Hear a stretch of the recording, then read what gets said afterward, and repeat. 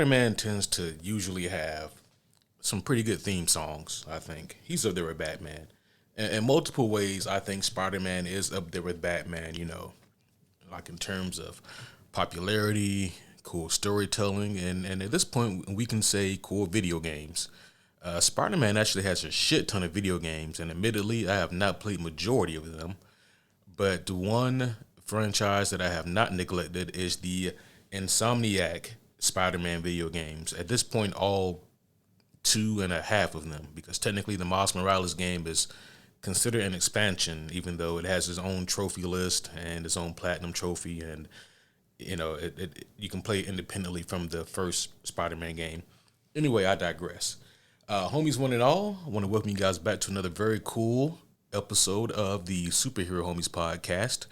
Today it is just your boy Q here, but I really have been looking forward to doing this episode ever since I got my hands on the Insomniac Spider-Man 2 video game. And the cool thing about this episode is, even if you aren't an avid video game player, there's still a lot of really cool things to discuss here in this episode that I think you guys would really like to hear. So, for example, the itinerary for today's episode is really going to be about, obviously, the quality of the game, like how good is this video game as a whole. But also, this video game has stirred up a lot of other online, quote-unquote, controversy, if you really want to call it that. There's always a loud group of people somewhere either praising or complaining about something, and in this game's case, it's both. So we're going to talk about quote-unquote woke media and what that really means, and is this game a part of that? We're going to talk about sequelitis, or sequel syndrome, as I call it, in the terms of not just video games, but honestly media in general. We're going to talk about Spider-Man, of course, and what it means to be Spider-Man and how you encapsulate that. And also, as I talk about the video game itself, there will be full spoilers. So if you guys care about that type of thing, then maybe you want to put this episode on pause and come back at a later time. That's fine. But if you guys have played the video game, or if you don't really care that much about spoilers, then by all means join me. But like I said before, I think that whether you guys like video games or not, this is going to be a really cool and special episode. So I myself am a avid video game player. I've been playing video games since as far back as I can remember. As far back as I can remember how to hold a controller. According to my parents, I had both, like an Atari and an original Nintendo. I don't remember either of those. And personally, I don't like to think about that either, because that makes me feel old. But yeah, video games have always been a big part of my life. And as you guys also know at this point, comic books have also always been a big part of my life. So when those two come together for me, it always makes something special. A few weeks ago here on the podcast, I believe it was during the comic news episode that the homie Caleb and I did, we spoke briefly about the Spider-Man game. It had literally just came out when we recorded that episode, right? And we were discussing whether or not it was better than the best Batman game, which I think most people agree is Arkham City. Like, is it better than that Arkham trilogy? Or you can even include Origins in that. You know what I mean? And how does it hold up? And I was kind of on the fence at the time, because I hadn't barely even started Spider-Man 2 at that point, so I didn't really have an answer. I have an answer now. And, I look forward to discussing that towards the end of this episode, like where this game stacks up, how it ranks. But before we get too far into this, I also want to say that if you guys want to hear the episodes as they are recorded and released, then the best way to do that is at Patreon. For $1 to $3 a month, you guys can support me and this entire platform, and you guys do get early access to the content that way. So if you guys are into getting these episodes as they are released, that's the best way to do so. As a matter of fact, the homie Dylan and I recently recorded a very bizarre episode, a sequel of sorts as well. Let me see if I can remember this name. Justice League X Ruby Superheroes and Huntsman's Part 2. It is an animated film that has both the Justice League and characters from the American anime Ruby all in one. Is there such thing really as an American anime? I'm calling it that. Anywho, we reviewed the sequel to that movie, and it was a very fun review to do. Uh, we also reviewed the first one a few months back, but yeah, so that is currently in the tuck, as well as a couple of other episodes right now. There's some that I kind of lose track of, like which ones are still Patreon only, which ones have come out on the main pod as of now. I can't keep up. But with all that being said, homies, let's go ahead and get into this. So I have this set up into three different sections. The first section is kind of like the prelude to this whole breaking down of the game, right? So talking about in broad strokes some people's complaints and where I think those complaints come from. The second section is the good, what I really enjoy from this gaming series, and then the last section is the bad. Well, technically, that's the second to last section. After I discuss what I don't like about the game, then I give my final breakdown and score for this game. And so there we have it. So start off here about like the things about this game that people complain about. There's really just two aspects here that I want to discuss, right? So one of these is what I do call sequel syndrome. And I've noticed this a lot in recent years with video games. And it's been most prominent to me when it comes to the latest God of War game, God of War Ragnarok, and also Insomniac Spider-Man 2. Those games have actually received similar criticisms to a degree, and I found it very interesting. So I really wanted to touch on this ever so briefly, right? So some of the criticisms that these newer sequels receive, I think, comes from the fact that the first ones, the first 2018 God of War and the 2018 Spider-Man game, they both changed the genre for those games, right? So like the 2018 God of War game took the identity of God of War and it made it into something else entirely. And it was so new and refreshing and incredible, right? And the 2018 Insomniac Spider-Man game did the exact same thing for the Spider-Man gaming series. There have been plenty of Spider-Man games in the past, just a plethora of them, and they've all ranged from like bad to pretty darn good, right?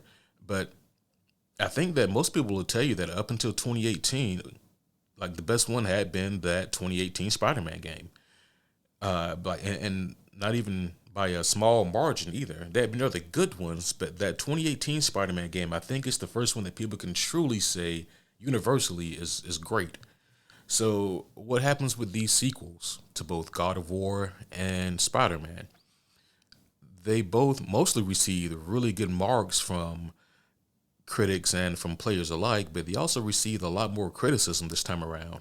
And I think it comes from the fact that people expect these sequels to completely reinvigorate and recreate the genre just like the predecessors did, right? So they expect God of War Ragnarok to just completely turn the genre on its head like the first one did. And they expect the same thing from the Spider-Man game, for it to completely just redo and uproot and just give us something mind-blowing again like that first one did. And that's just unrealistic to me. Like it's not always going to be that way. I think the closest franchise, or the franchise that came maybe closest to doing that, maybe was the Arkham franchise. Like you go from Arkham Asylum to Arkham City, but even then, you can still see the blueprints of Arkham Asylum inside the Arkham City video game, right? They just kind of expounded upon it, and honestly, it's not so different from what Spider-Man 2 did from Spider-Man 1, But I just wanted to touch on that briefly because I really do think that that is where a portion of people's problems come from. They say things like, "Oh man, this is so similar to the first one," and I am looking around befuddled because I don't know what they expected in that regard.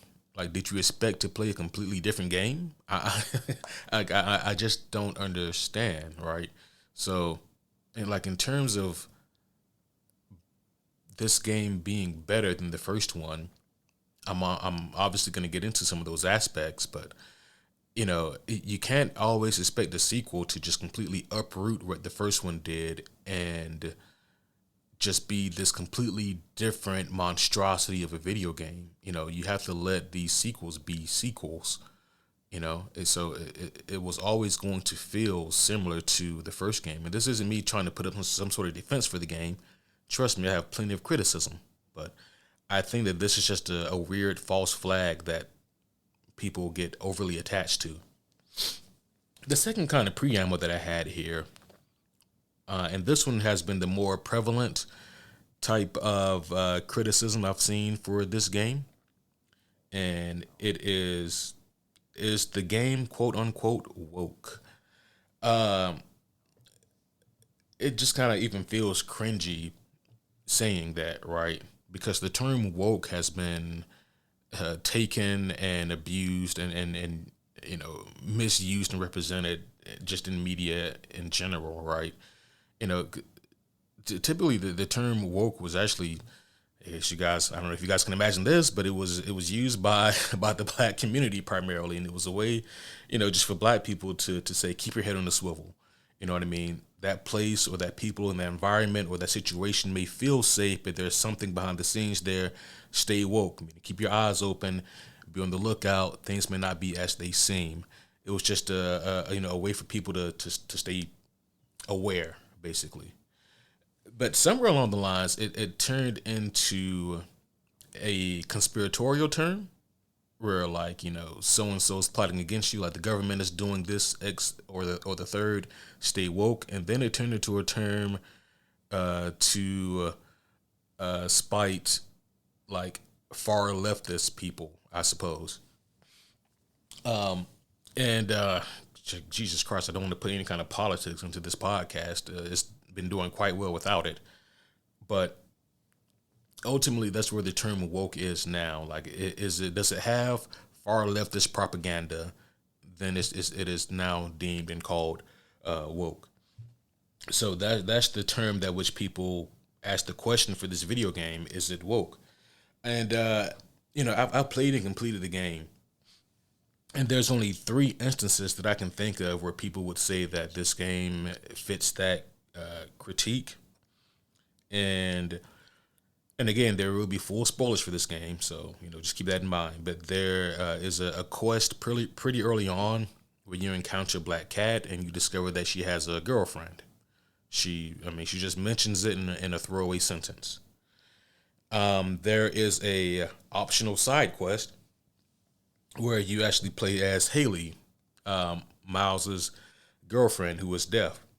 And when you play as Haley, the game kind of drowns out all sound to kind of make you perceive the world as Haley does. And then the third thing is there is a side quest, again optional, when you play as Miles, and you help this male student, ask another male student out on a date, basically. Those, honestly, are really the only times I can think of where like this game could be pointed at and where people could even conceive of calling the game woke. I think there's maybe one other time where Harry is showing Peter around like the new laboratory, the new facility that they've created. And I think Harry mentioned something about having a diverse group of people. And I know a lot of people would consider that to be woke too. But those are really the only examples I can think of. And to that, I have to say, I think that there's some people out there being overly sensitive and overly critical, right? Because most of this is just having these people exist in the world. And so I don't really understand how that could be considered woke, right? Maybe there is one other thing, and I'm going to talk about this in more detail later, right? But the idea of Miles replacing Peter, and we'll get into that later, right? But I think that's kind of a different thing. But in terms of this game being woke, or let's just replace woke with using, leftist propaganda, or liberal propaganda, I should say. I don't really see that, right? Like, if it bothers you that Black Cat mentions in a throwaway line that she has a girlfriend, does it really bother you that much to play this optional side quest as Haley, who was a deaf girl, or the throwaway side quest where Miles is helping this kid ask out another guy? I mean, it's not like this game is filled to the brim of propaganda and that it's destroying the story because of it. That's not the case at all. So maybe I missed a lot of things that other people picked up on, but I doubt it because I'm normally really sensitive to propaganda in my media, and I have a really good track record of calling it out when it happens. I don't think that this is one of those times. Now, there are other things from like story elements or character standpoints that I think the game should have been way better at doing. But when it comes to this game being full of liberal propaganda, I think people are being overly sensitive and they're finding a there where there really is nothing there, you know? So I just wanted to address those two things right off the bat, because sometimes people's expectations are just really bizarre. So, I mean, I don't know. I don't know at all. So in terms of things I like about this, and again, I'm doing this episode solo, so I'm gonna try to keep this somewhat brief. I say that every time, and then I fail every time. But maybe this would be the time that I don't. So things I like about this game. We'll start off with gameplay. So across the board, the gameplay is superior in every way to its predecessor. You get a bigger skill tree, the combat is smoother, and they do a great job of the immersion of making you feel like Spider-Man. And they also do a really great job of differentiating Miles from Peter in terms of how they, swing throughout the city, in terms of like obviously the different cosmetic suits that you get. The skill trees are vastly different for the two of them. Now, I mean, admittedly, when it comes to like the standard punch, kick, swing combat, they are going to feel very similar because, I mean, let's face it, they are very similar, Miles and Peter, in that regard. But there is, to me, definitely enough of a difference in this game for you to want to choose one over the other, or during certain moments. Like they feel distinct and separate enough, and that's their own characters. And, we're just speaking of a gameplay standpoint right now. We'll get into the character standpoint later on. But no, the combat feels really smooth. And for me, I have very recent memories of replaying the Spider-Man 1 game that came out back in 2018. I replayed that leading up to the release of this game.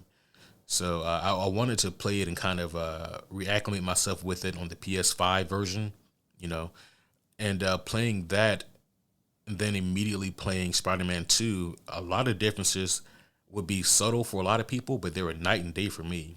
So, yeah, definitely noticed a small, I mean, not a small, but a significant kind of upgrade with the just the gameplay mechanics as a whole. Like the way that you swing and traverse, the web gliding is amazing.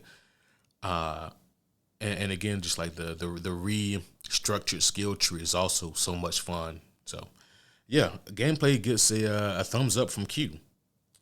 Graphics and atmosphere is what I have next. The PlayStation 5 is utilized to its potential here in this game, right? So with the first game, the 2018 game, there were so many differences that you could see and sense from that one and this one. Like, for example, the loading is instantaneous, right? So, like, if you played this game, or if you played Spider-Man 1 on the PS4, like I did when it first came out, when you would go from one section of the game to another section of the map, there would be like this kind of cool little fun loading screen where you would see Peter on the subway, and it would be maybe it would be brief, 3 to 5 seconds, and then you'd be wherever you wanted to go. But with this game, it is literally like instant. They do such a seamless job of transitioning you from one spot on the map to the other. The downside is that you don't get the funny little loading screens of seeing Peter or Miles on the subway. But the upside is that you do literally select anywhere on the map that you have fast travel open, like any section that you have fast travel open, you can select a specific place on the map where you want to be. And then what it does is that the camera zooms out and then immediately zooms back in on that spot, and there's your Spider-Man.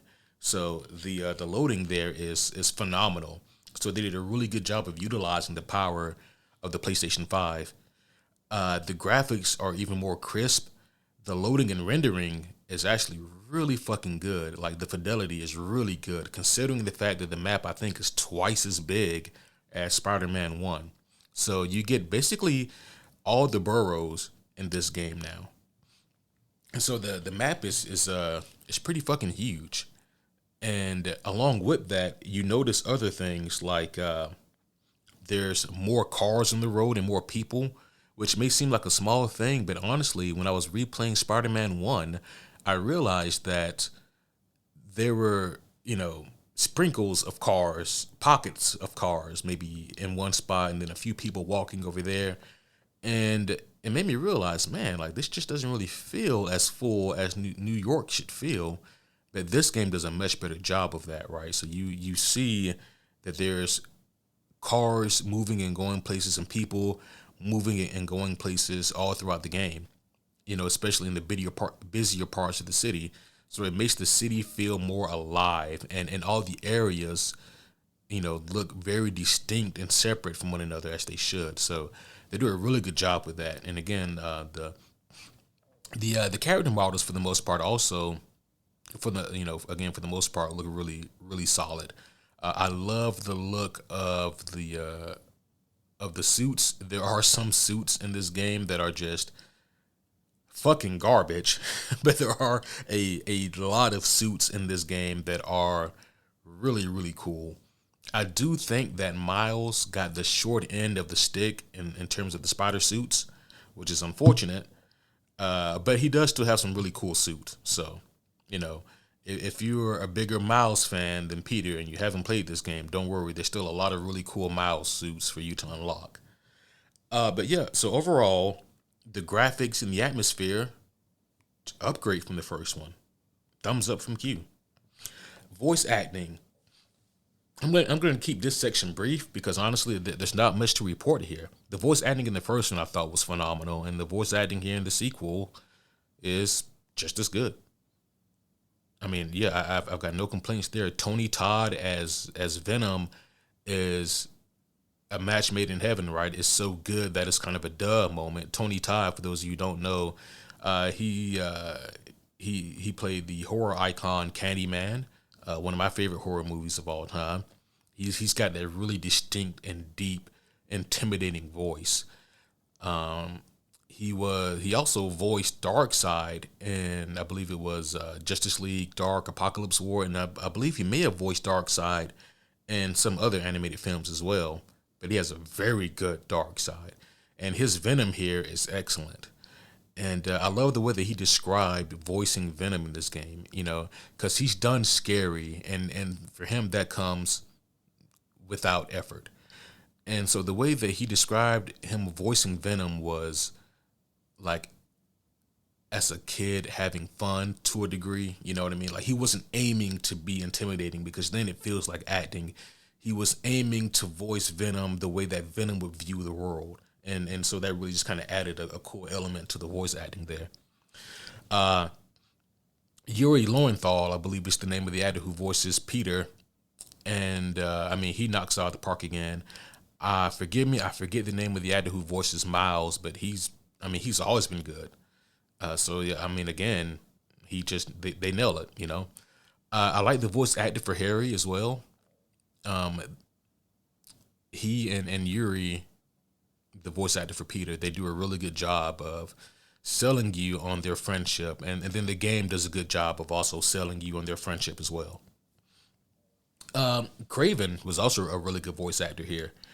I'll go ahead and say this is probably the best non-comic book adaptation of Craven that we will ever see. So, for better or for worse, I think you guys should embrace this version of Craven that we get here in this game because it's probably going to be the best that we ever get outside of the comic books. Next up, the story. I thought that the story was mostly good. This does give us a very unique take on Venom and the Kraven's Last Hunt story. So this is where things are going to start to break down a little bit here. And again, I'm just sticking mostly to the good. I'm not getting into the negative yet. But the elements they take from Venom, I thought were very cool. And this game surprised me in a lot of ways with things that I should have seen coming. But the game, for the most part, does such an excellent job of keeping me immersed that I don't see the obvious thing coming. And then when I get it, I'm like, holy shit, they're doing the thing. And I didn't even think about it. So, for example, again, slight spoiler alerts, full spoiler alerts. With Venom, right? They do the story reveal here from, I believe it's Kurt Connors. He's talking about the origin of the symbiote and where they found it. And he says, we found this alien symbiote, and then we also found this strange rock that came along with it. And on the rock is a symbol, like a spiral symbol. And if you guys are somewhere current on Venom comic books, you know where that comes from. That comes from Donny Cates' Venom run, which is, I don't even think it's arguable, which is the best Venom run that has ever been written, the best Venom comic book ever. And the reason why that's so important is because during that run is where we're introduced to Null, the symbiote god, one of the coolest, most edgelord new villains to come out of Marvel Comics.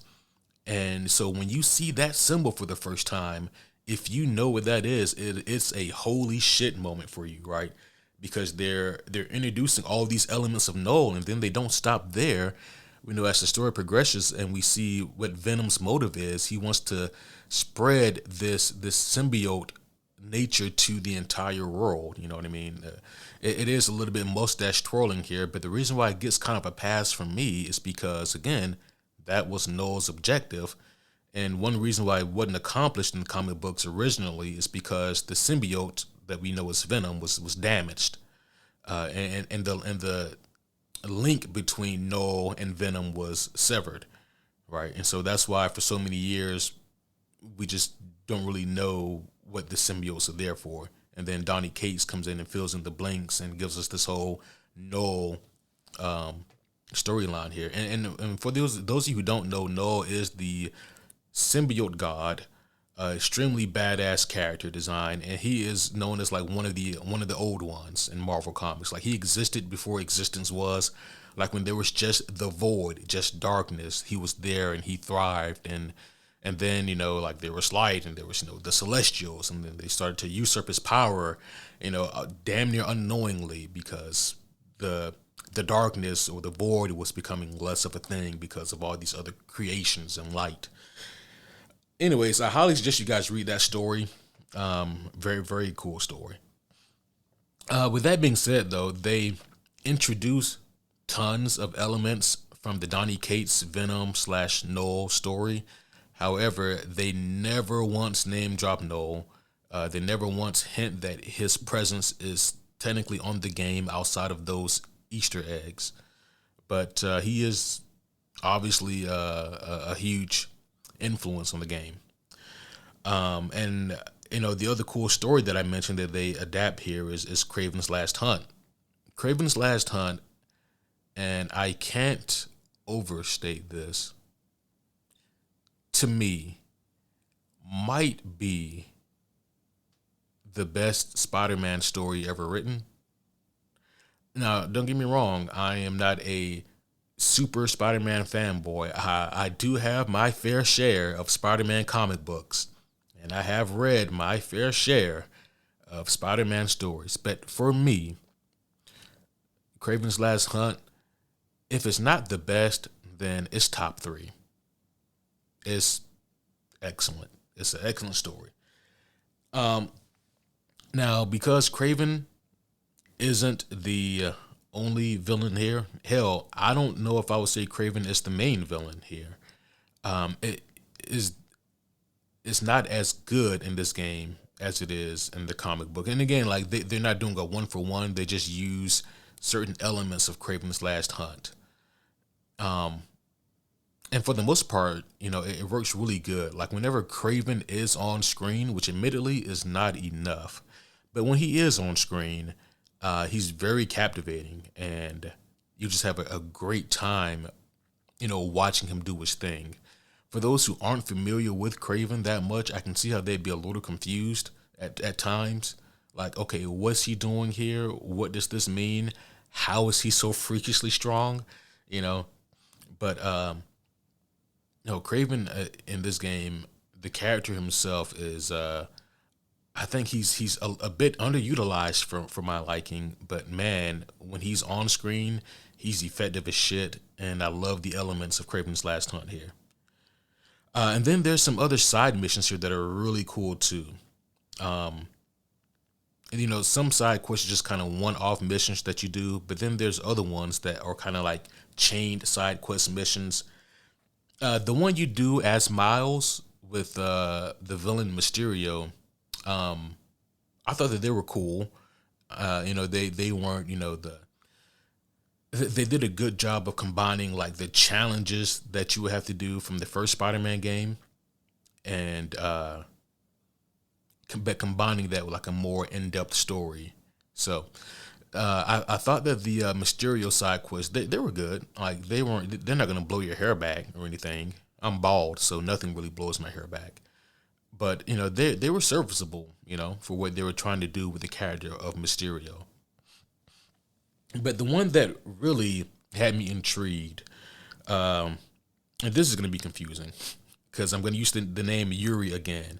So Yuri Lowenthal is the name of the actor who voices Peter Parker. But there's a character in these games called Yuri Watanabe. She was a police detective in the first game. And if you guys have read any of Dan Slott's Spider-Man run, then you might recognize her as the character known as Wraith. She, I believe, does start off as a police detective in the comic books, but then she later transitions to a vigilante. Kind of when she sees that the way of the badge isn't really serving justice the way that she wants to. And so she transitions to this vigilante who sometimes helps and sometimes hinders Spider-Man. Long story short. And if you guys played the first one, then by the end of the first Spider-Man game, you see Yuri kind of make this dark transition where she's losing faith in the badge. And by the time we get to this game, we see she's gone full on vigilante here. She's Wraith. And the reason why this side quest interested me so much is because I am not familiar with the Flame. As a matter of fact, I'm not sure if the Flame is even in the comic books or if this was created for the video game. So some of you Super Spider-Man nerds out there might know more about this than I do. And so because I was just completely unfamiliar with this faction known as the Flame, I was very much intrigued by it. I'm not like the biggest Dan Slott fan out there. So if this is also a part of his run, then I probably missed it. But the interesting thing here about the Flame is that it is, I believe, the name of this cult that, as you can imagine, is trying to like set fire to the world. And they have their own motives, but you don't really know much about those motives until the end of the side quest, because it's a chain of quests that you do with Yuri, and she's trying to bring these guys down. And I believe the head of this group is also known as the Flame, so that's not confusing. This cult is ran by a guy who's referred to as the Flame, and you're trying to bring him down, and you're helping her out there. And the game again, it caught me by surprise, caught me with that fucking surprise uppercut. So by the end of this side quest, you learn that the Flame's main objective was or at least one of his objectives was to get a piece of the symbiote, which he does. He gets a piece of the symbiote, and he gets away. And it's at this point that it's revealed that he goes by many aliases, but in one of the aliases that he goes by is Cletus Cassidy. And of course, Cletus Cassidy is, from the comic books, the villain known as Carnage. So that was a very cool Easter egg there. I don't know for certain if they do anything with that. Maybe they do it in a DLC because I don't know if they want to revisit the symbiote arc in the third Spider-Man game. So maybe they do it as a DLC here later on for this game. But that was a very cool wink and a nod there. So big ups. There's a lot of Easter eggs here in this game, by the way, as you can imagine. A lot of cool Easter eggs. And kind of one of the last pros I want to talk about here is the characters. Now, admittedly, the characters are a bit of a mixed bag at times. Some characters are motivated by the plot instead of the plot motivating the characters. You know, so there are times where like the characters don't really seem to act independently, but they act in accordance to what the plot needs them to do. But again, I don't want to get into the negatives yet. There are some really good character moments we get in this game, like the interactions between Peter and Miles and Peter and Harry are just some of the standout moments. And I already mentioned Craven, how Craven is also just really good in this game when he's on screen. And thankfully, Venom is really, really good here.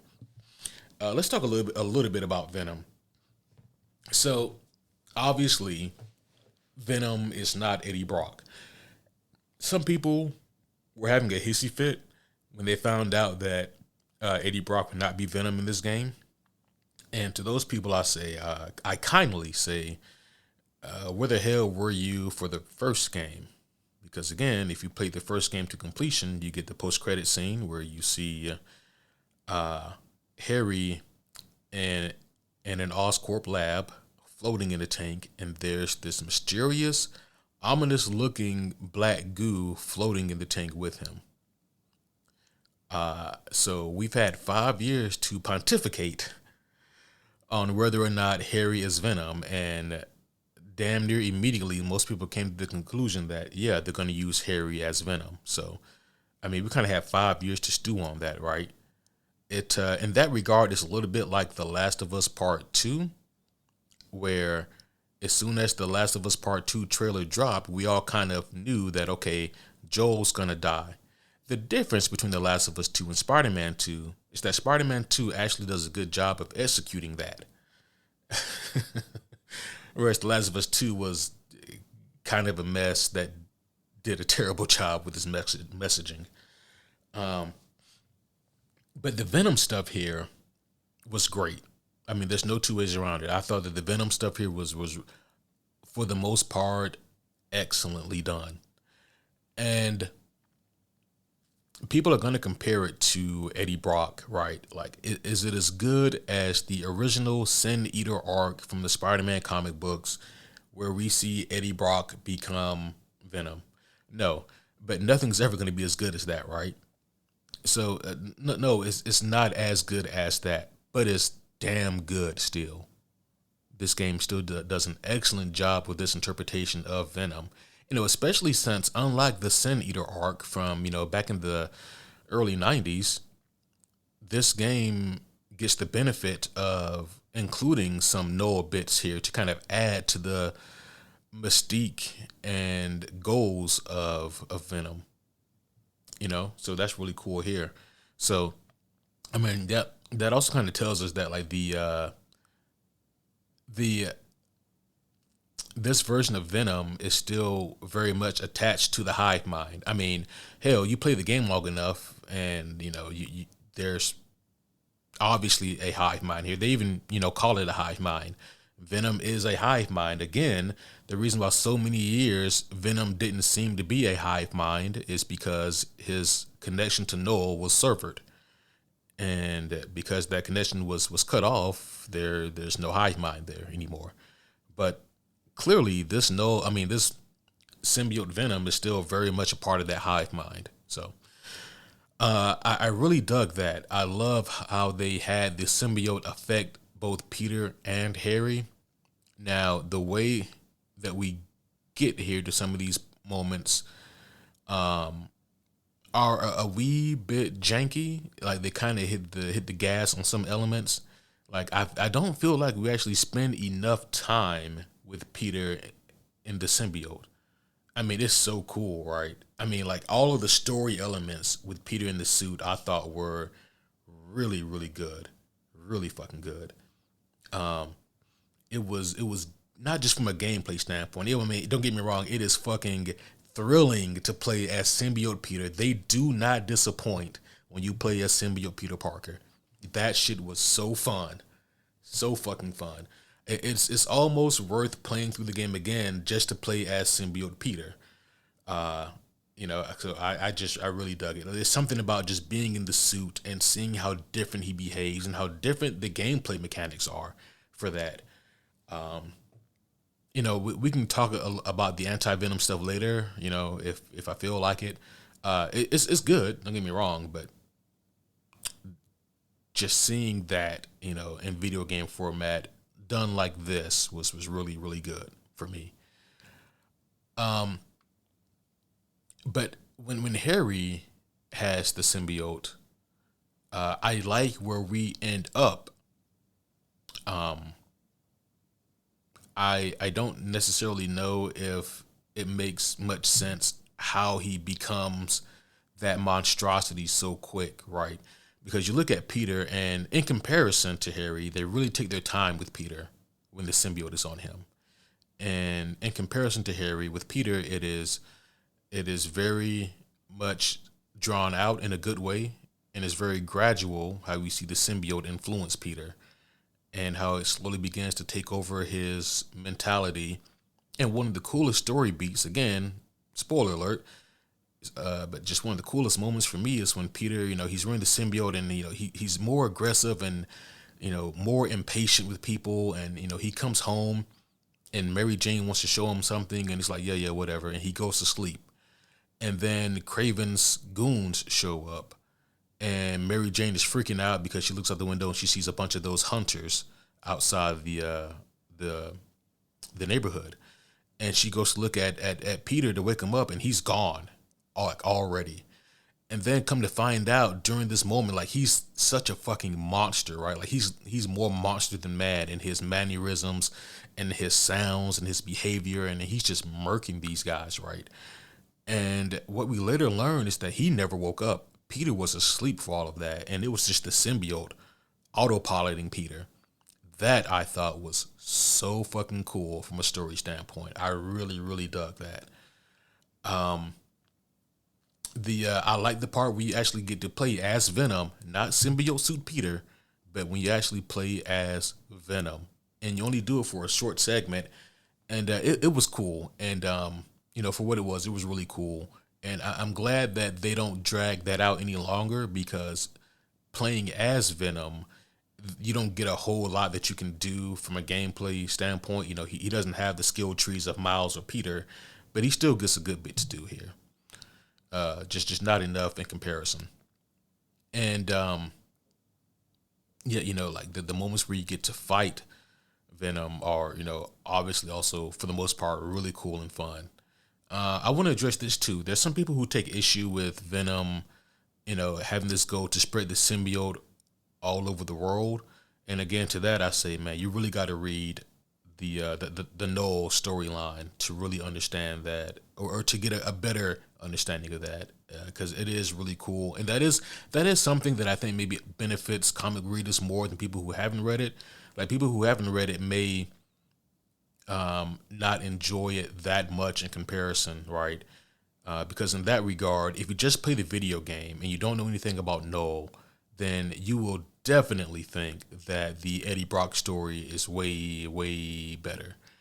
Uh, and like I said, I do still prefer the Eddie Brock storyline, but in the grand scheme, I'm not mad at the goals of Venom in this game, because it is in line with, the more recent nature of Venom. Anyway, I digress. Venom stuff is cool. Um, there were other things about this, this game also that I really enjoyed from a character standpoint. Uh, Martin Lee, he was Mr. Negative. I believe that's also another Dan Slott creation. I could be wrong on that. I'm pretty sure he is though. Like when I read that, I'm pretty sure it was Dan Slott still writing Spider-Man. Again, I don't think Dan Slott is terrible. I just think he's extremely overrated. Anywho, I don't mean to take any shots at Dan Slott. Shout out to Dan. Mr. Lee's stuff in this game was excellent. I think I enjoyed Mr. Lee, Martin Lee, aka Mr. Negative. I think I enjoyed Mr. Negative in this game more than the first. I like his arc and I like how it ties into Miles, and that really helps Miles grow. And they do such a really great job with that. And then, of course, just like in the comic books, they tie in Martin Lee to the birth of Anti-Venom. Something that I should have seen coming, but I didn't see it coming until moments before it happened.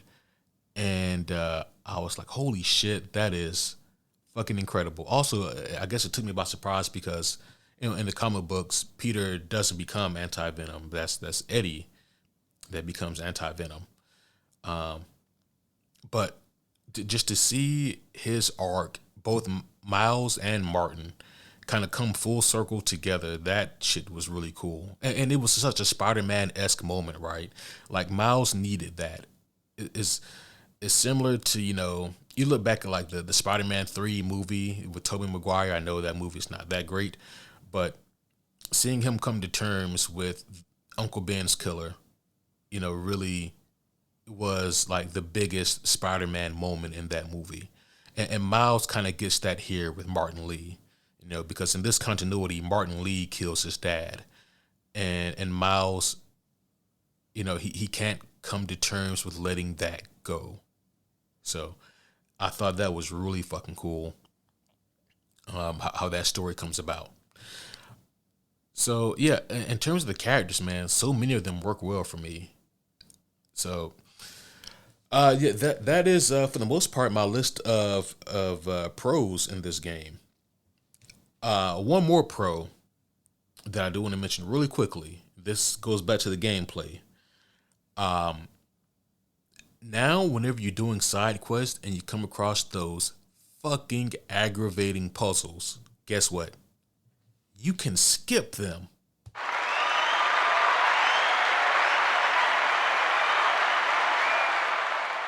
How fucking incredible is that? They listened, they learned, they adapted. You do not have to do those monotonous ass puzzles anymore. Oh my God. I was so excited when I found I could just hit the pause button and skip those puzzles.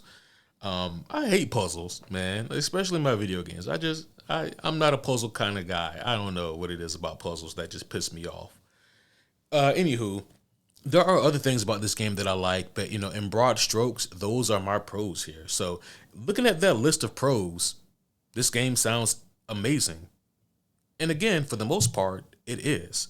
However, I would be remiss if I didn't mention some of the things that I dislike about this game, which leads us to the next section. There we go, which is the bad. While I mentioned so many things about this game that I think are just chef's kiss, I think that Insomniac did an excellent job on this game. There are some things that I want to talk about, right, that I think the game could do better. There are people out there who praise this game as being the game of the year, the greatest superhero game ever made. And they just, I don't know if they have blinders on, if they see no faults. But then on the flip side, there are people who shit on this game and call it a woke mess and say that it's a step backwards from the first one and this, that, and the third. I think that both groups are egregiously wrong. But we talked about why the game was so good. Let's talk about why this game isn't perfect. So the first thing I have on here, and this I think most people kind of agree with across the board, is the game length.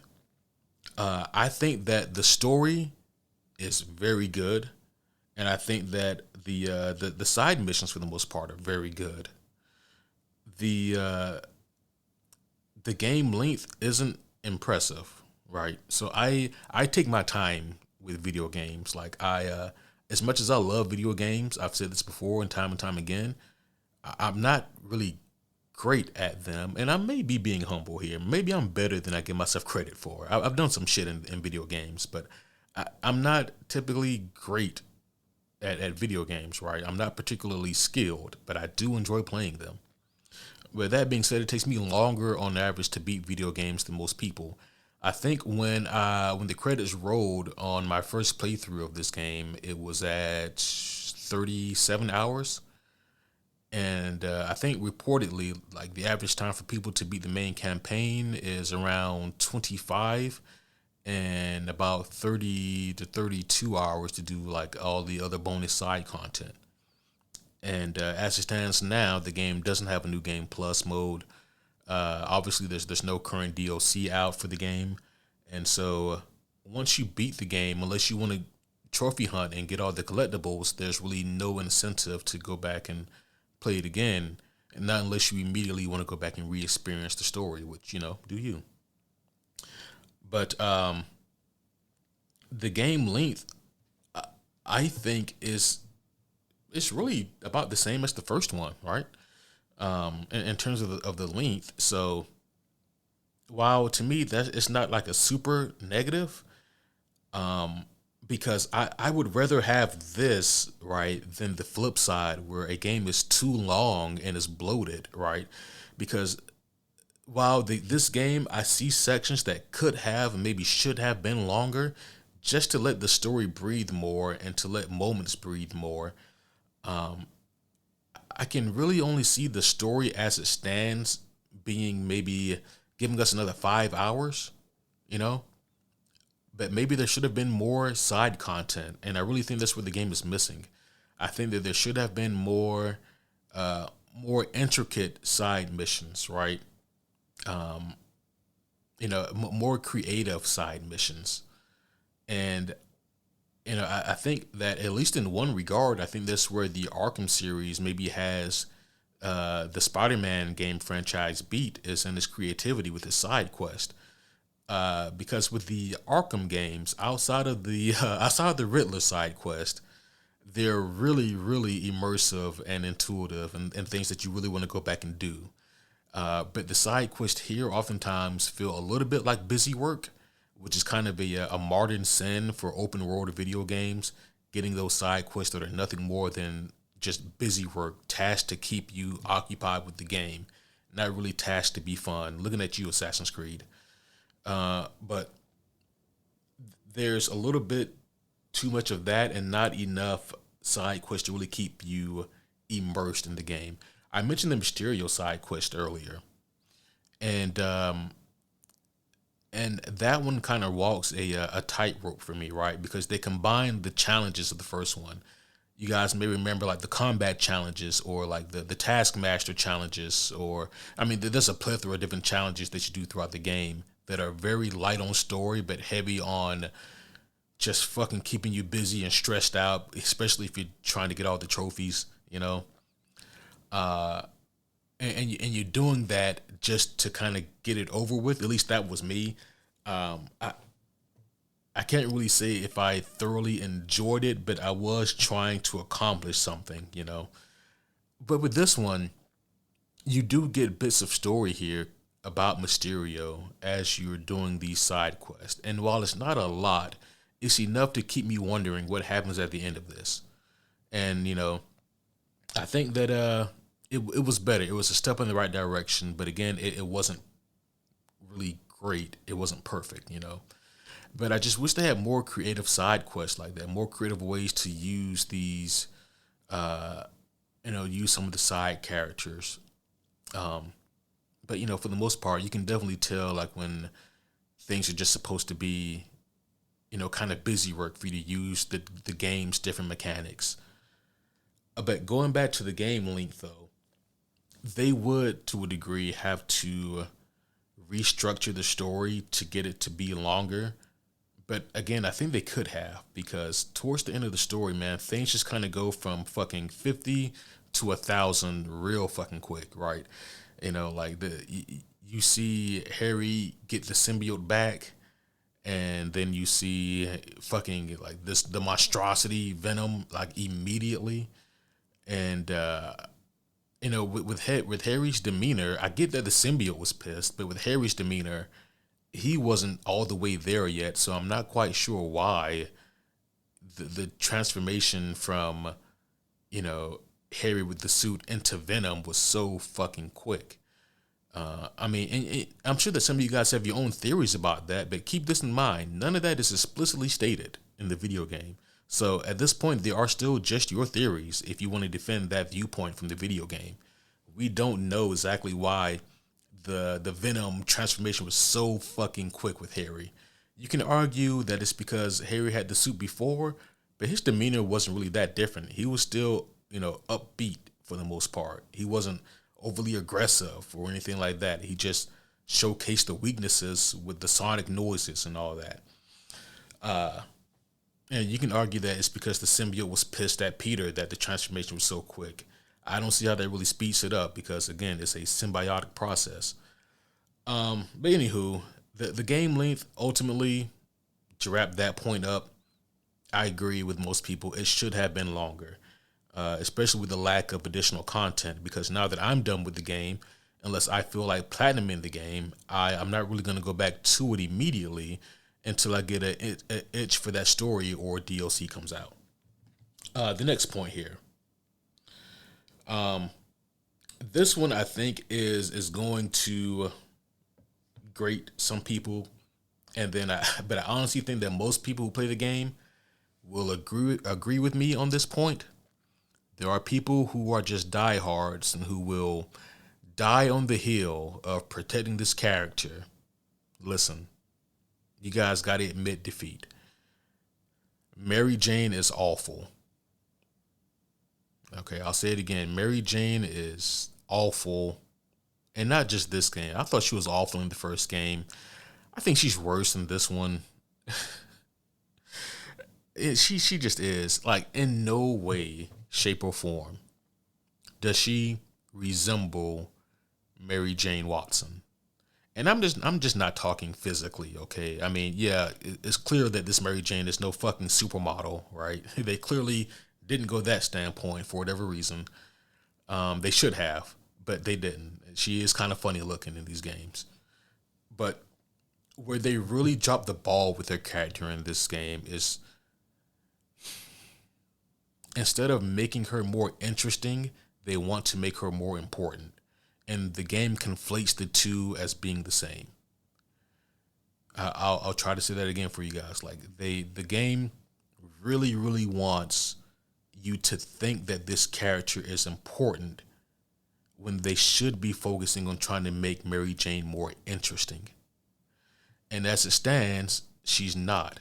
Instead of going for the traditional Mary Jane, who is, I mean, again, put the looks aside, okay? I'm not even, put that on a shelf, okay? Like, that is kind of a moot point here. For me, it's more the personality traits of this Mary Jane. She's not clever, she's not witty, and she damn sure isn't charming. Those are like three of the biggest traits of Mary Jane. You know what the other one is? Being a ride or die for Peter Parker. And I also do not think this Mary Jane is that either. I would go so far as to say that this franchise as a whole, so Spider-Man 1 and 2, she's not in the Miles Morales expansion, but Spider-Man 1 and 2, the video games that is, they never sell me on the idea of her and Peter being a couple. They're so fucking incompatible. They have no chemistry together. And I don't understand how they were ever a couple. And you know what? I'll go so far as to say this. I don't think that the game developers know either. I think they had an idea of this version of Mary Jane that they wanted to use, but I don't think that they ever understood a way to connect her and Peter on a level where they're compatible. And even at the end of the game, when Peter and Mary Jane have like resolved their issues or whatever, and they're on the same team, I just don't buy it. Like, I look at their relationship and I just say to myself, I don't know how this can last.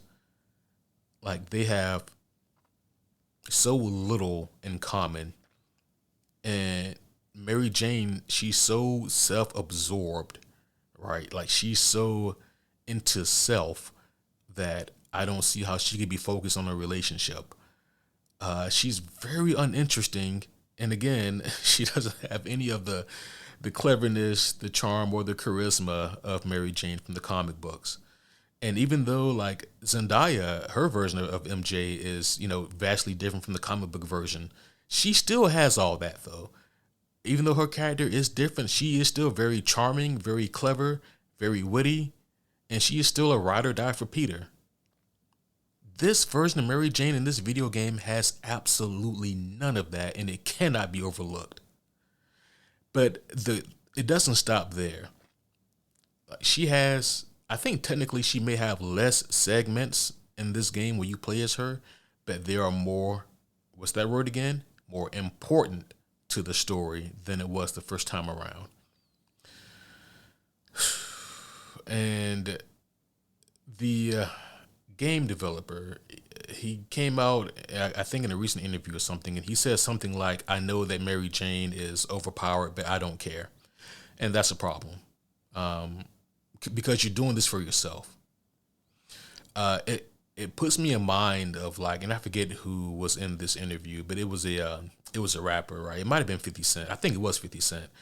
But he was going at rappers, right, for putting out trash music, and then certain artists would say, "Yeah, well, I did that album for me," and 50's retort was, "Well, that should have stayed with you. It should never have been released to the public." That's how I feel about this game developer's response to criticism of Mary Jane. People saying that she's not that good of a character, she's overpowered, and his response was, "I know that, but I don't care." You should care, because as soon as you put it out to the public, it no longer belongs to you. You are the creator, sure, but it doesn't belong to you. It belongs to the people.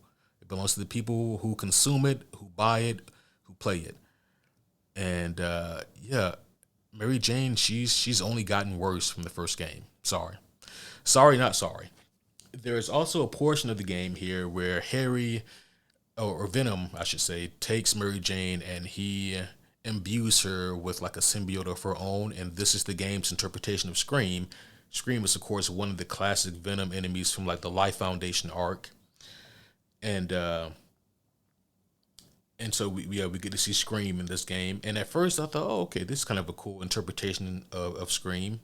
Homies, I kid you not, that boss fight when you play as Peter Parker and you're fighting Mary Jane, who is Scream, it was at best laughable, and at worst, it literally made me cringe.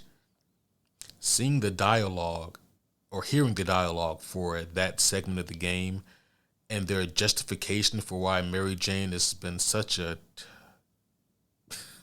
explicitive here was disheartening, man. Like it was just, it was bad. So, I mean, because the symbiote is supposed to bring out like the worst parts of you, you know what I mean? And her whole thing was, you never supported my book.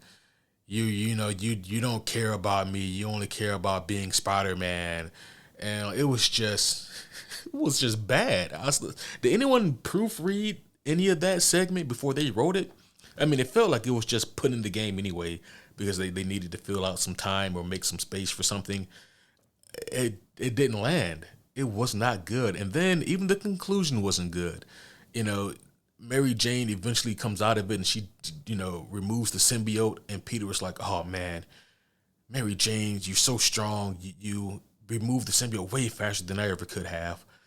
And I'm just like, holy fucking shit. Like they did it.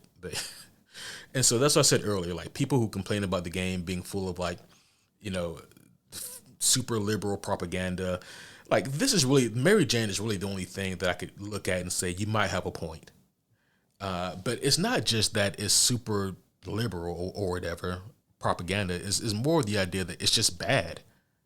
It's poorly conceived, poorly written, and I just don't buy it. I don't buy her and Peter. She's terrible. So, and if any of you, and I mean this sincerely, have any kind of retort, if you think I'm wrong, please reach out to me and let me know where I went wrong, because I don't think I am on this one. I I really don't. And it's bad, right? Because I mentioned earlier how you can see or you can feel like the connection between Peter and Miles. Like you believe in that friendship and that kind of big brother, little brother type of mentality they have there. You can really believe in Harry and Peter being best friends. And the game and the story does such a great job of selling you on that, along with the performances. They have never given you any reason to believe in Peter and Mary Jane. And that's a fucking shame. All right, next up. Uh Craven. I'm not going to spend too much time on this because I've already alluded to the issues here with Craven. Um Craven is excellent when he's on screen, but my goodness, he was underserved. Like take away some of that Mary Jane shit and then give it to Craven, and the game is much better for it.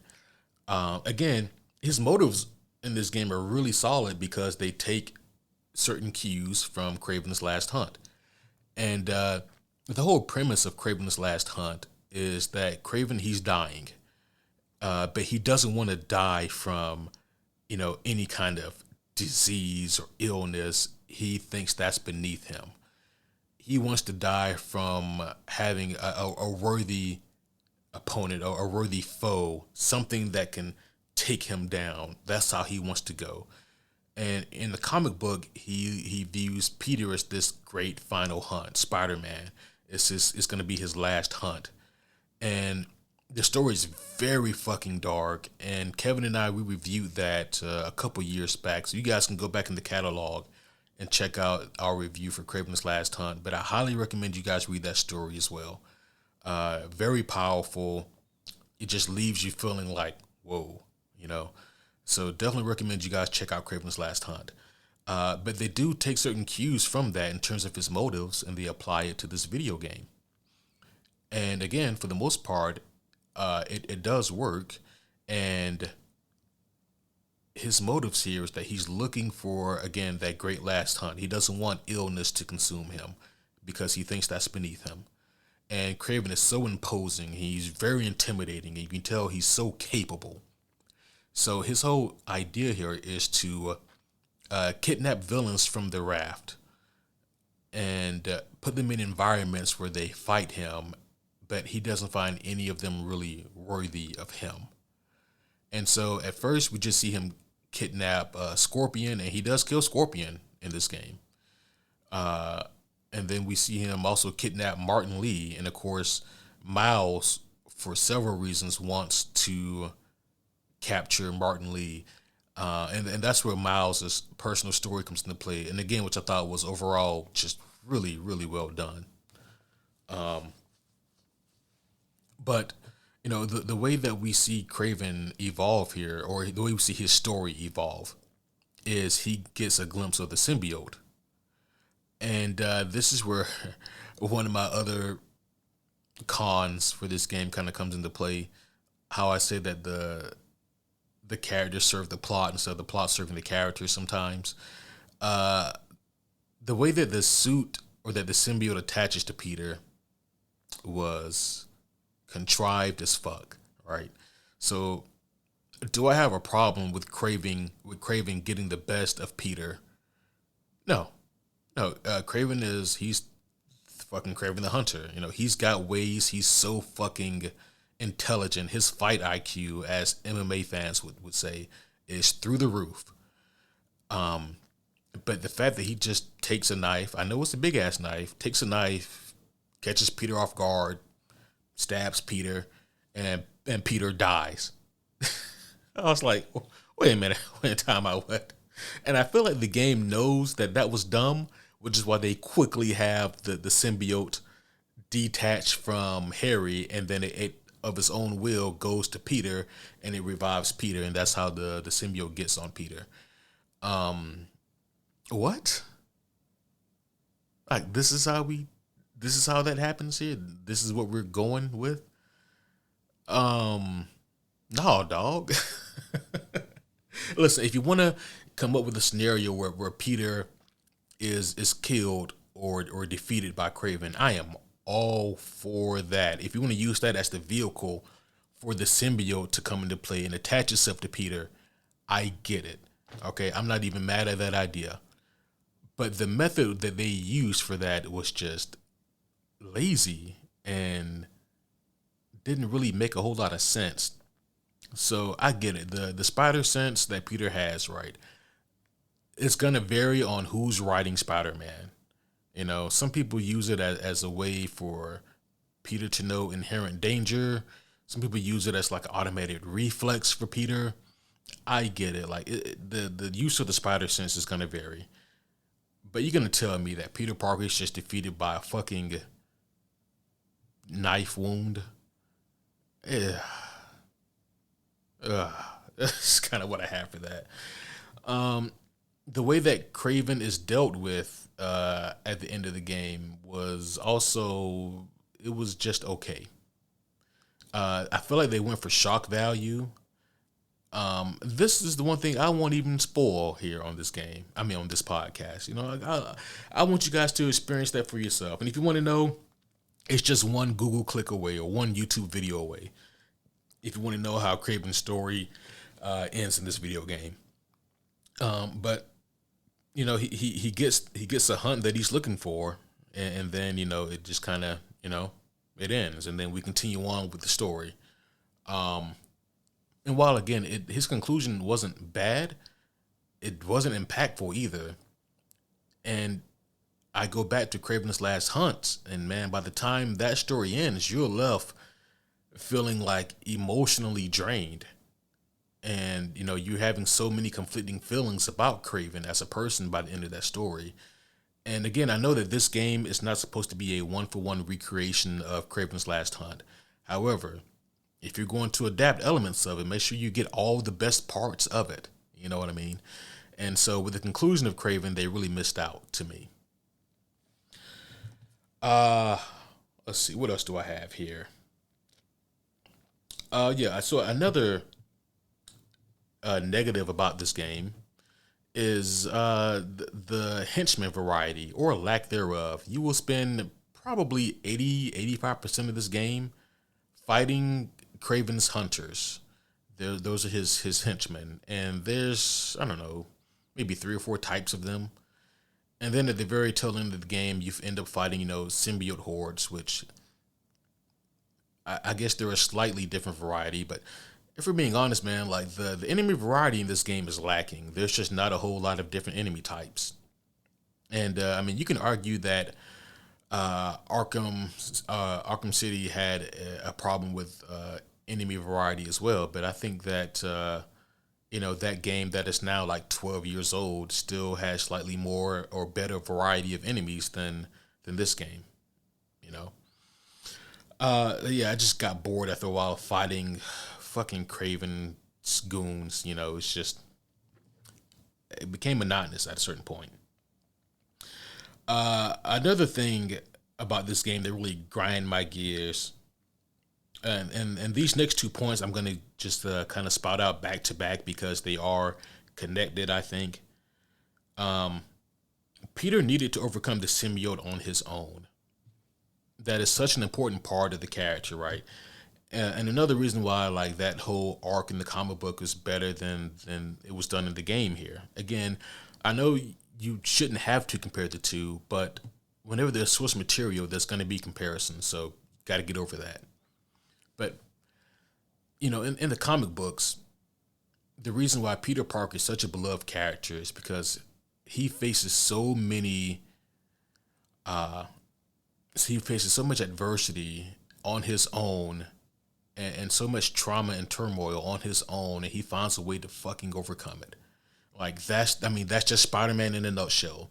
That's why I love the ending of No Way Home so much. Is because we see Spider-Man stand on his own 10 toes down, and he's got to figure it out on his own now. He's got to do it. He has to be Spider-Man now. And the first game did that so well, right? At the end of the first game, when Peter is fighting the Sinister Six and he's getting his ass beat, and you're just wondering, is somebody going to come in and help him at the last moment? No. Peter has to get up and then figure that shit out. And I was like, that is Spider-Man right there. That's Spider-Man. In this game, I get it. you play as Peter and Miles, but he gets his ass saved time after time after time again.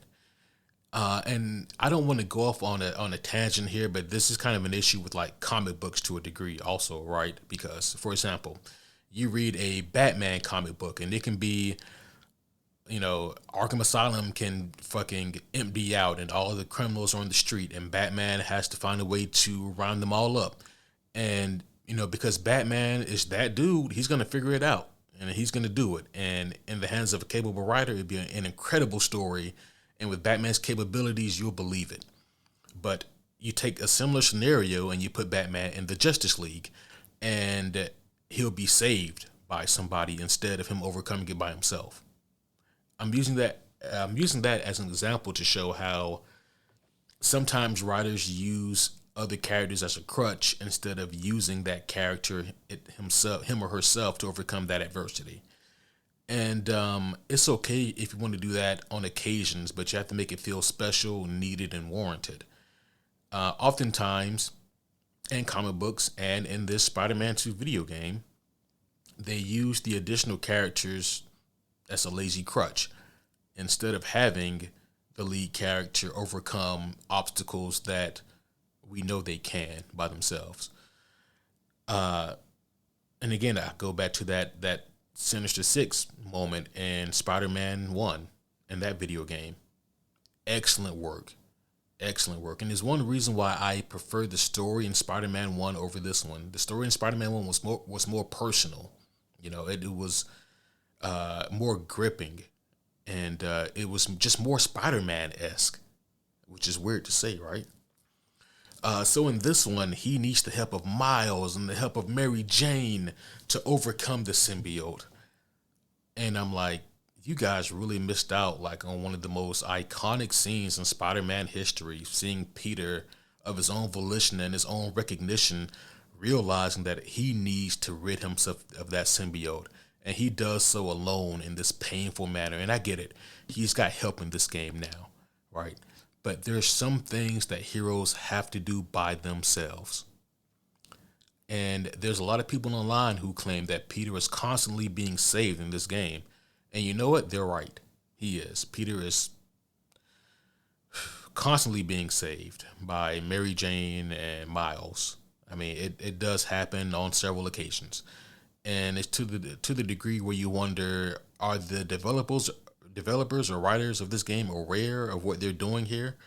Like, they're kind of making Peter look and feel a bit like a bitch when he shouldn't. It's just an odd contrast, again, especially since right before this game came out, I replayed the first one. And so those differences for me are night and day. But yeah, Peter should have overcome the symbiote by himself.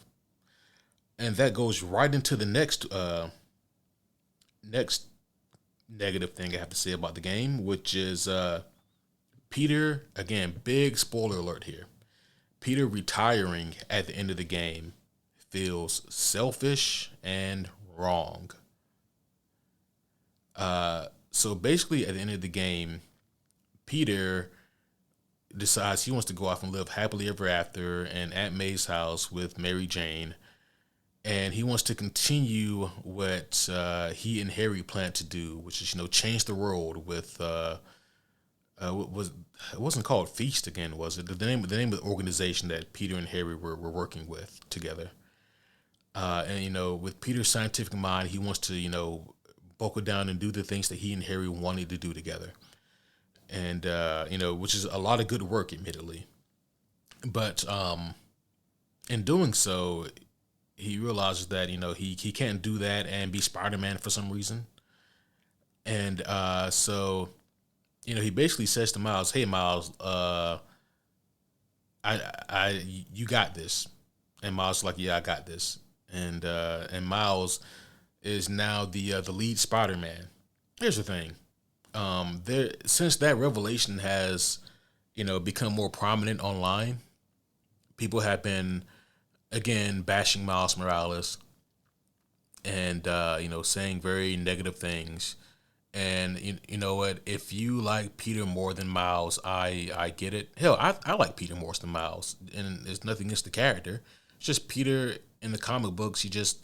He has more iconic moments, more iconic stories. He's done more. He's earned more.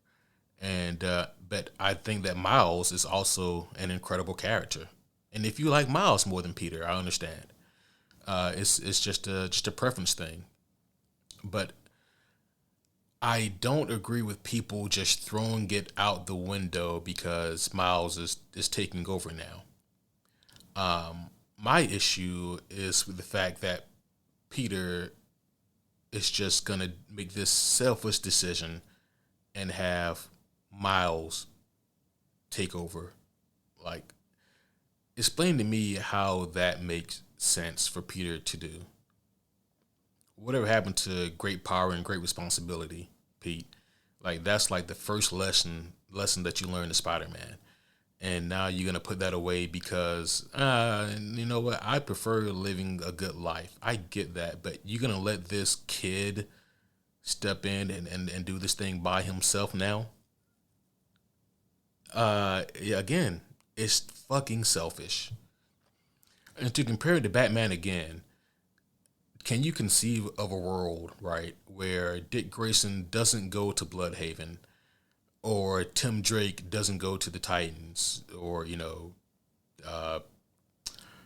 Damian Wayne, becomes of proper age and training, and Bruce says, okay, Robin, whichever Robin you guys want to pick for this fictional scenario, Robin, you got this now. I'm gonna settle down with Catwoman or Talia or Vicky Vale, whoever, Jezebel Jet, whichever former Batman lover. I'm gonna settle down here and run Wayne Corp, and you guys got this. No, you can't see that happening because it's fucking ridiculous. But now I'm afraid that I've said it out loud, and Tom King is going to return and write Batman and make that a story. I shouldn't have said that shit. Fuck. Uh, but yeah, the reason why that feels wrong is because it is. And it's the same thing here with Peter Parker. I'm not saying that he's renouncing Spider Man, but he's stepping back. And it was just a weird, contrived, forced way for the game to have Miles be the main Spider Man. And I'll say this: I hate the way that Miles' origin has to start in the comic books, but Brian Michael Bendis wrote his ass off and did a lot of tongue-in-cheek dialogue and a lot of self-aware dialogue to put the readers at ease. And when we see Miles start in the comic books, Brian Michael Bendis makes it work. And Brian, the way he does it is he kills off Peter, and Miles never even really knows Peter, and Miles has to figure that shit out on his own. I think that took way more balls than what the game did here, which they don't have the balls to kill Peter because they know that that would cause backlash. So instead, they'll just have Peter find a way to step aside and have Miles take over the reins. So again, I really love both characters, but yeah, that shit was fucking retarded. Excuse my French. All right. Next up here. This is more the last two are more small things. I think I covered like most of the big gripes I have about the game. But yeah, next up, where the fuck are all the other heroes or even the police? Okay. So, where are all the heroes? That was a question in the first game, you know? Because, like, in the first game, you find Josie's Bar, which is a common ground place for Daredevil. I mean, in this game, you even find the law office of Murdoch and Nelson. You know, in the first game, you also find Avengers Tower and you find the Sanctum Sanctorum. You know what I mean? So you know that there are other heroes in the first game, and when shit hits the fan, they never show up. And it leaves everyone wondering, where is everyone? In this game, you know, they give you a wink and a nod to Wong and Doctor Strange, but they're not in the game. and also they put the Baxter Building in this game, which is the Fantastic Four HQ. So they give you more Easter egg to more superheroes, but again, nowhere to be found. And maybe it's some sort of a licensing issue. I mean, I don't know. But okay, so let's say that it is a licensing issue, right? Because Spider Man is technically a Sony made game, and Spider Man is a Sony property in terms of the licensing rights. So maybe the issue is, the fact that Marvel Disney owns the rights to basically all the other characters. But the problem with that theory is that Sony owns the rights to all of the Spider characters, which means that there are still other heroes technically that they could use in these Spider-Man games. There's Jessica Drew, who is probably she's got to be like my top three favorite Spider people simply because she isn't technically associated with Peter Parker, so she's not some sort of weird derivative. But like all the other 987,000 Spider people are all technically derivatives of Peter, some way. But not Jessica. She actually stands on her own. She just kind of stole the name. But anywho, so yeah, there's no other Spider people. It's just kind of Peter and Miles, doing the damn thing. But the other issue here is where are the police in this game?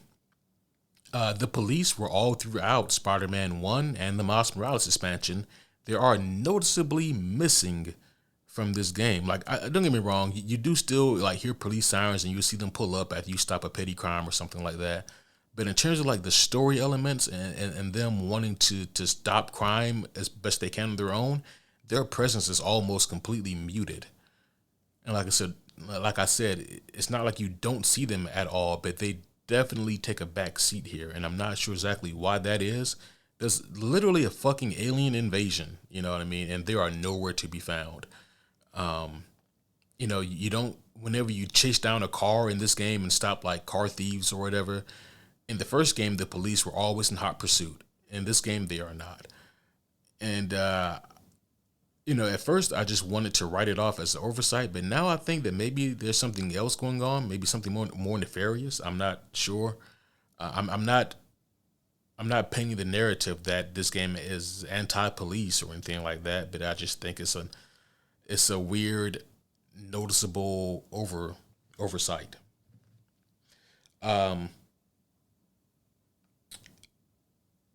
Before I talk about the last thing, there is one other gripe that I have, which is the boss fights. The boss fights walk a tightrope of being really fucking cool and cinematic and being overdone. Some of these boss fights have two, three, four phases, and it's like, why? You know what I mean? So I don't mind a boss fight having multiple phases, especially in like these type of immersive single player experiences.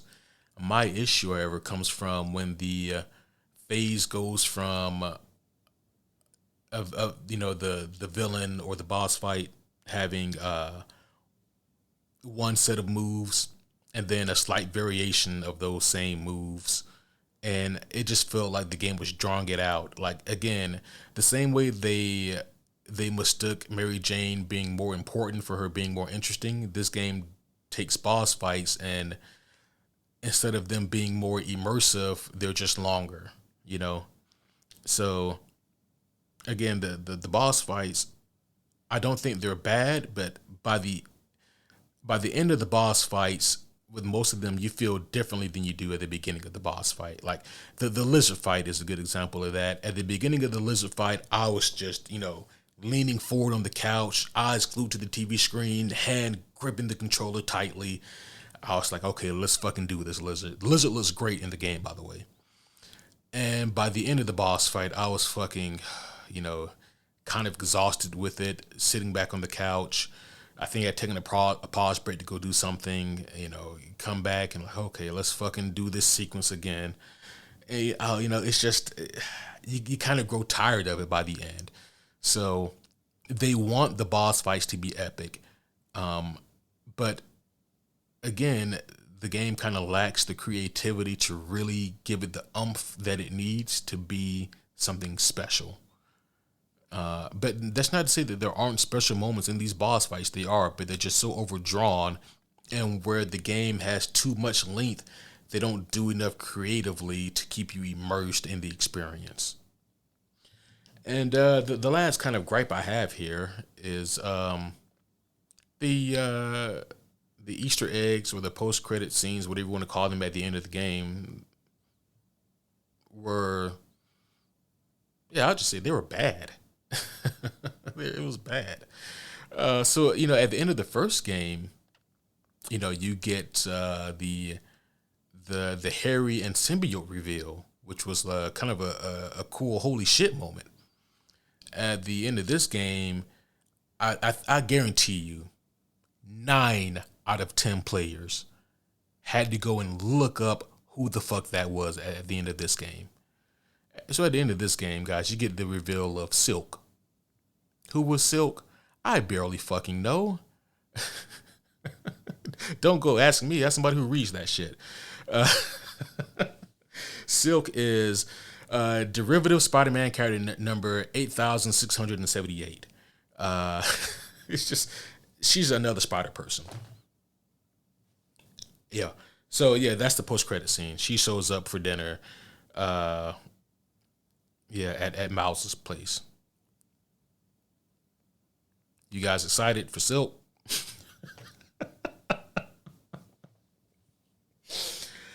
Oh shit. Okay. But yeah, that's kind of the last of my con list, right? So yeah. So now that we've discussed the good, we've discussed the bad. What are my final thoughts for this game? How does it compare to the Arkham series, and what do I score it? This game is undoubtedly a ton of fun, and it is undoubtedly the best superhero game in terms of overall presentation. It's the best superhero game since the last Arkham game, which came out back in like 2015. That was Arkham Knight. This game has amazing graphics. It's got a great score. It has great cinematic moments, phenomenal gameplay, excellent rendering with this huge world.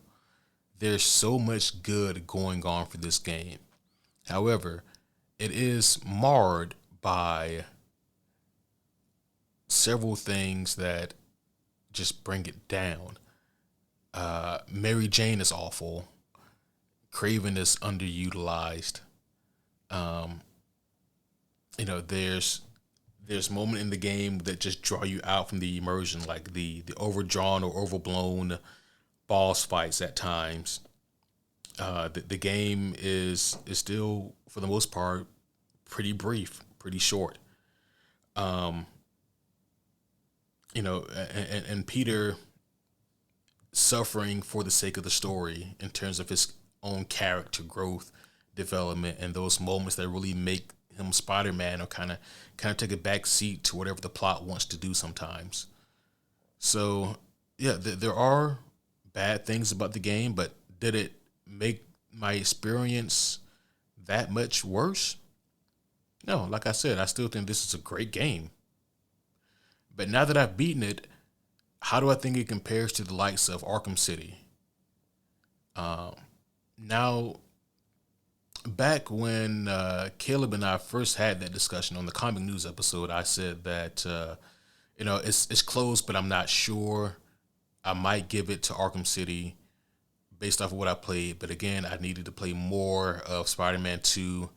But now that I have played this game to its completion and I see everything that this game has to offer, Arkham City hands down is the better game.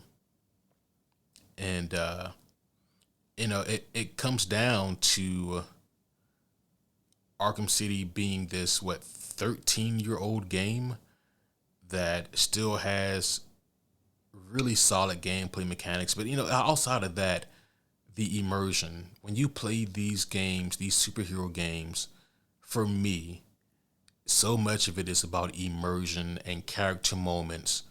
And Arkham City has that in spades. Arkham City has enough of that shit to give away. Spider-Man 2 doesn't. They make some weird creative choices at times that I just can't get down with.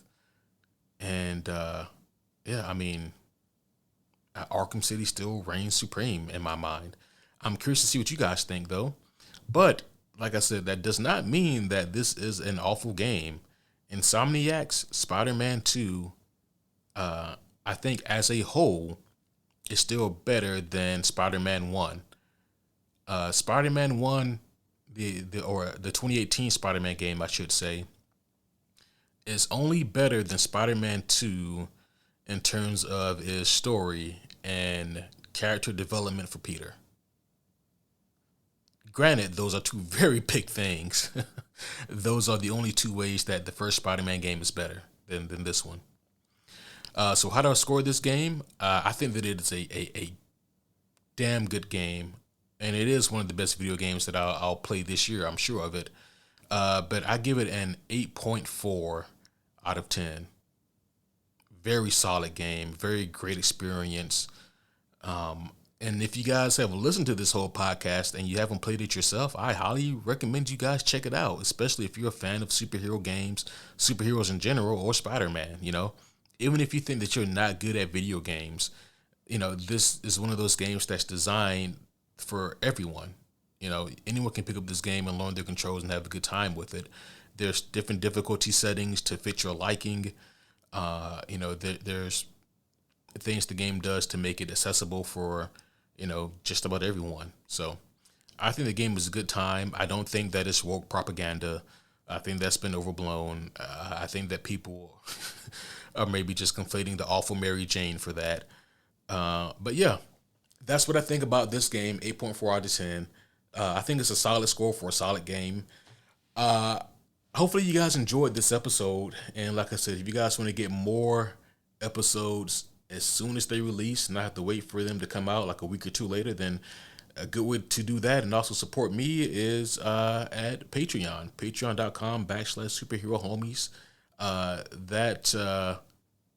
That really helps me keep this podcast afloat and keep things moving smoothly. But that's all for now, guys. So thank you guys again for listening in. I will see you guys again soon. But until then, my name is Superhero Homie Q, signing out.